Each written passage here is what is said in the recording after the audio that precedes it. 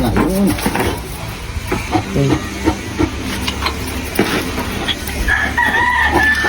So magandang hapon guys. Ngayon po ay manganganak na yung baboy namin. At ayan po siya, nagle-labor na siya. At maya maya, hintayin na lang namin na manganak siya. So ito na yung pag-aantay namin. Ito manganganak na siya. And ito yung pangatlong baby niya. Pero yung una at pangalawa, hindi namin na-videohan. Kasi pagtingin namin sa kulungan, nanganak na siya. And dalawa na nauna. At ito yung pangatlo.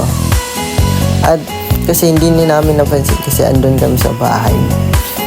Pagpunta namin dun sa kulungan, ayun na, may anak na. Pagkalipas ng isang oras, ito na yung dalawa, sumunod.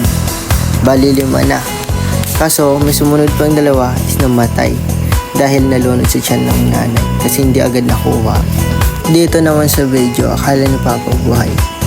Yun pala is patay kasi matagal na yun, ilang oras na yung nakalipas bago siya nailabas. Kaya ayun, patay. Pero may kasunod pa yan, namatay din.